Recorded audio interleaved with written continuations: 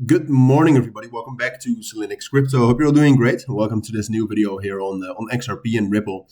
Wanted to do a full update here on the fundamentals. Today we have some big news as well coming in. It's the end of the month, so kind of wanted to prepare you for all the possibilities here. And in general, I mean, to start off this video, I think the last 2 days I was a bit wrong on XRP.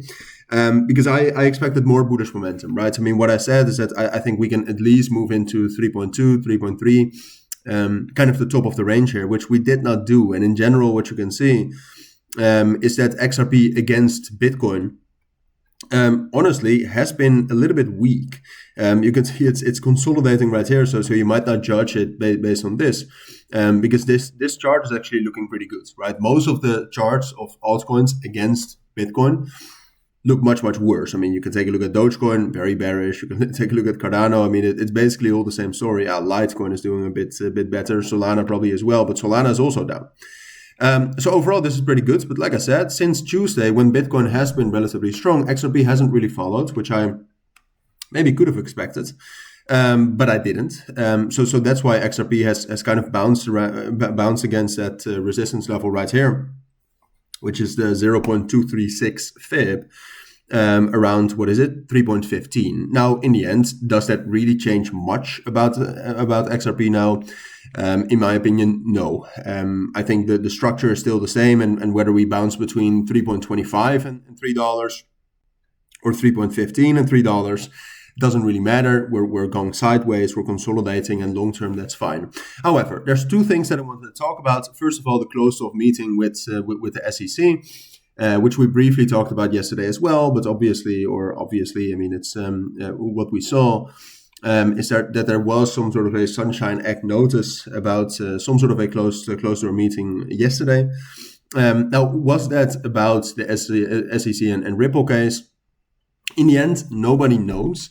However, I would kind of suspect no, because I still remember back in the summer when this was also going on. Back then, we also had some closed door meetings.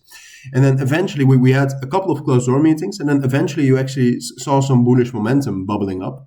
And whether that's insiders trading, whether that's people who know a little bit more, which is basically the same thing, I don't know. But at this point of time, we don't have that, all right? There's no real leverage momentum coming in. The volume is also still dropping down. So I would suspect that this is not about Ripple.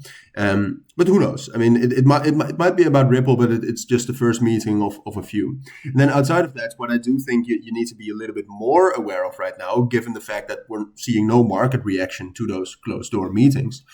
What I think you need to be more aware of is market circumstances. And the market circumstances right now is that Bitcoin has hit the top of the resistance level here. And outside of that, we also have some major economic data today.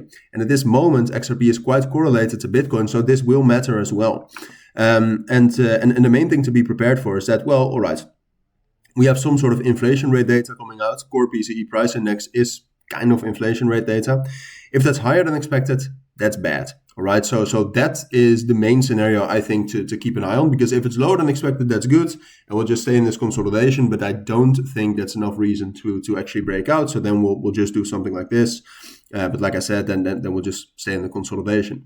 What I think you need to be a little bit more aware of is the potential implications of higher than expected readings. I don't expect that, but in the end, who am I? I'm not an economist, and it could go both ways. So if this is actually higher than expected, if the core PCE price index month on month and year on year, and if the PCE price index, the normal one, is higher than expected, I think Bitcoin is dropping down into that $100,000 level again. And that could mean a big spike down for XRP. Then we could retest 2.9 and at level 2.75. My thoughts on those levels are still the same. 2.9, buy if we get confirmation, all right, so that we actually hold that, or a big liquidation spike under that, and then we break back above that, or something else. And so 2.9, I would be hesitant to buy there, even though that's a very strong support level. 2.75, I will have my buy orders ready, with my stop loss probably under 2.5 or something. But a pretty wide stop loss, I know, but that's necessary if you have news.